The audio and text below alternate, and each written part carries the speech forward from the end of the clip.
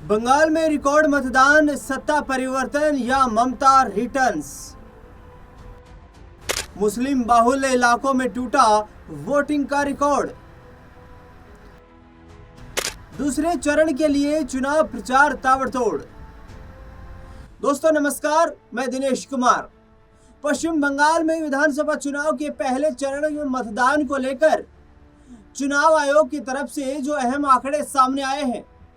चुनाव आयोग के मुताबिक कुल 3.6 करोड़ मतदाताओं में से करीब 92.88% लोगों ने अपने मताधिकार का इस्तेमाल किया।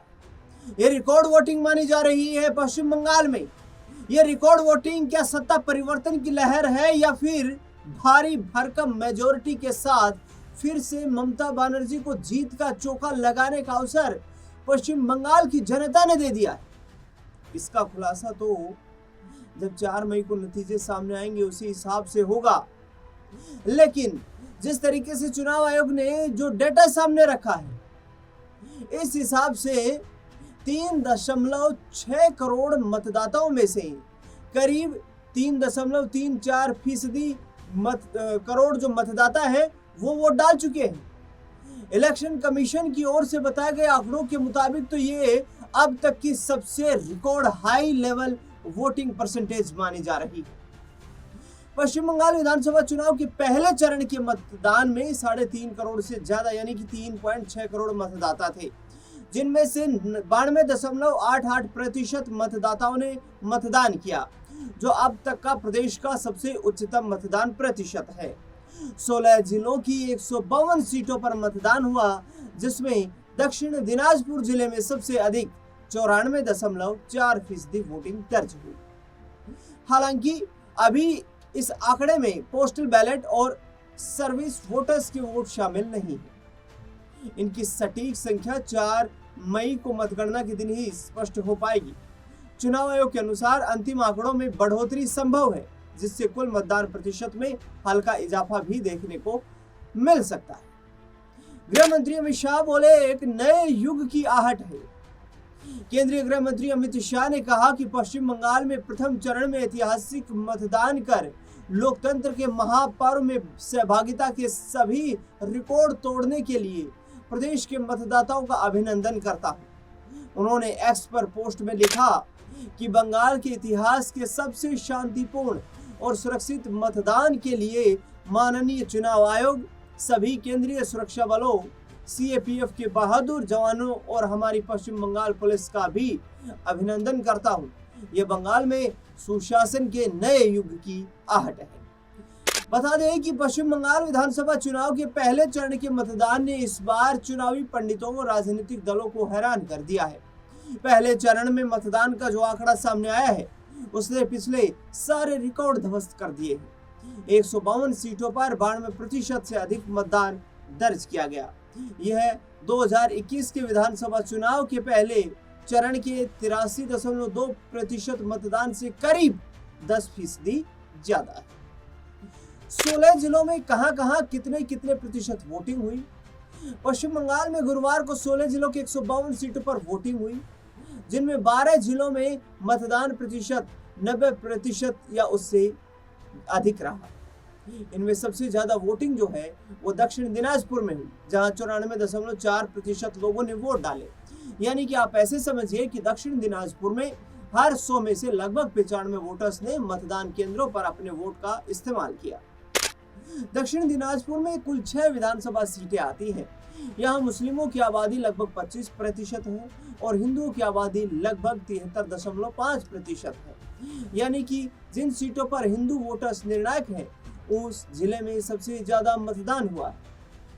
मुस्लिम बाहुल्य इलाकों में भी भारी भरकम मतदान हुआ है।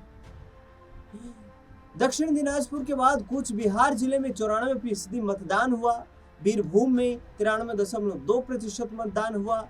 जलपाईगुड़ी में 92.7% मतदान हुआ और मुर्शिदाबाद में भी लगभग 92.7% मतदान हुआ। मुर्शिदाबाद में पश्चिम बंगाल की 22 विधानसभा सीटें आती हैं और इस जिले में हिंदू जो हैं पूरी 22 विधानसभा सीटों पर अल्पसंख्यक है। यह मुसलमानों की आबादी लगभग 65% से ज्यादा है। जबकि हिंदुओं की आबादी सिर्फ इस जिले में 33% है। और अब तक मुख्यमंत्री ममता बनर्जी की टीएमसी इस जिले में सबसे मजबूत थी, लेकिन अब हुमायूं कबीर उनके लिए चुनौती बन गए। मुर्शिदाबाद जैसे इलाके में 92% से अधिक मतदान होना ये दिखाता है कि इस बार हर समुदाय के लोगों ने पश्चिम बंगाल के इस मत पर्व को बड़े उत्साह से मनाने का काम किया है। हुमायूं कबीर की सीट में कितना मतदान हुआ ये भी जानकारी आपको देते हैं। हुमायूं कबीर वही नेता है जो मुर्शिदाबाद में बाबरी मस्जिद जैसी एक धार्मिक जो है जगह का निर्माण करवा रहे हैं और उन्होंने अपनी अलग पार्टी से चुनाव लड़ा। अगर हुमायूं कबीर मुस्लिम वोटों का विभाजन करते हैं तो यहाँ मुर्शिदाबाद की कम से कम 13 सीटों पर समीकरण बदल जाएंगे और हुमायूं कबीर और टीएमसी की लड़ाई में बीजेपी को यहाँ फायदा हो सकता है। अब हुमायूं कबीर कैसे मुर्शिदाबाद में असर डाल सकते हैं, इसके लिए आपको कुछ आंकड़ों पर गौर करना भी जरूरी है।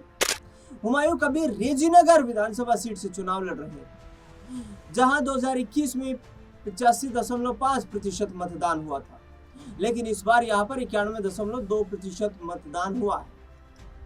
हुमायूं जिस दूसरी सीट से चुनाव लड़ रहे हैं उसका नाम है नोदा विधानसभा सीट।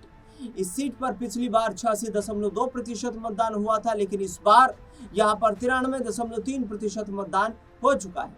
अब मुर्शिदाबाद में सारा खेला इसी बात पर टिका है कि हुमायूं कबीर ममता बनर्जी के मुस्लिम वोट बैंक में कितनी सेंध लगा पाते हैं और यदि सेंध वो लगाते हैं तो इसका फायदा बीजेपी को कितना मिलता हुआ नजर आता है। पहले चरण में हिंदू मुस्लिम वोटर्स का समीकरण जो है उसको समझाने का प्रयास करते हैं। पहले चरण के मतदान की एक और खास बात यह है कि जिन सीटों पर सबसे ज्यादा मतदान हुआ उनमें ज्यादातर सीटें मिक्स हैं, यानी कि इन सीटों पर मुसलमान भी बहुसंख्यक हैं और हिंदू भी बहुसंख्यक हैं।